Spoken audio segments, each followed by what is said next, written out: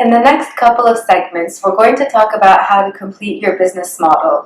Now that you actually have a product or service and have started to think about the market strategy behind it, we're going to move on quickly to talk about what your bottom line is in terms of what success looks like and how you're going to measure that, and how you're going to complete your revenue model and start really setting up your venture.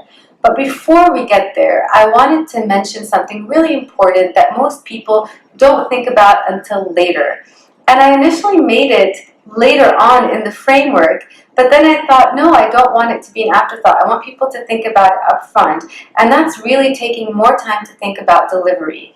Because so often the best laid plans don't actually deliver in the end. And we have this saying in my field, which is public health, about last mile delivery. You know, it's so hard to get that solution across the last mile. Very often that last mile is quite literal, like in rural Africa, where the last mile to the patient is where the medicine is hard to transport, for example. But it's often also very figurative in the sense that there's this disconnect between actually designing a solution and delivering it. And so looking at successful social enterprises around the world made me realize that there's a special art and science to delivery itself, and into thinking about how you're going to structure your distribution channels and your operations and your teams.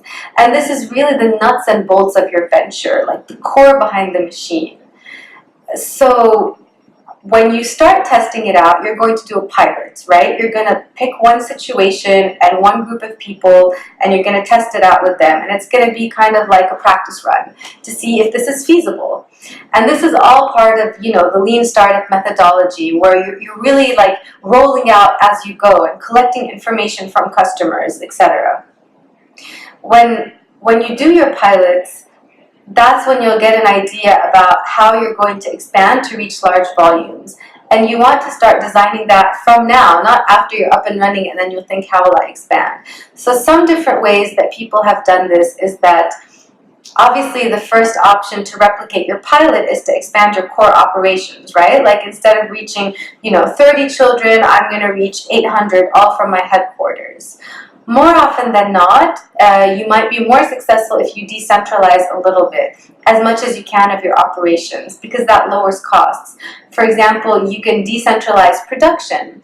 There are a lot of social enterprises producing sanitary napkins for adolescent girls who miss up to 25% of school days because of their monthly menstrual cycle and the lack of affordable sanitation napkins available to them. So there's a bunch of social enterprises that used an untapped resource, which was banana fibers from banana trees in Eastern Africa and Southeast Asia. It's a really cool story, actually. They found out that banana trees only produce bananas once, and then it all goes to waste. And so they used those banana fibers. They created machines, and this happened in like 3 or 4 or more different social enterprises that just started sprouting up independently and separately. And they made these different versions of machines that would take this banana fiber and make it into a pad, into a sanitary napkin. And they realized that if they decentralize production, there are many advantages. One of the reasons that Procter & Gamble and other existing companies haven't been able to deliver this product at an affordable cost is because of the high cost of transportation. They're making it in a centralized factory. So these social enterprises actually created machines that they would then go to villages, and women would work on producing and distributing. So you're creating jobs, you're lowering transportation costs, and you're reaching the last mile more effectively. Another example is Living Goods, a social enterprise that uses the Avon model of makeup distribution, where women used to go door to door and sell makeup, and they're applying it to health goods. And so you have community health workers going door to door and providing knowledge and products that they buy from Living Goods and then sell to the families. And so this is a form of micro-franchising, where you're franchising to individuals. There's also regular franchising, and there's a whole field of science behind social franchising, where you can create your pilot and your brand, and then you can work with other organizations that are already working in different settings to license it or franchise it so that they're delivering it and you're providing management and training, etc.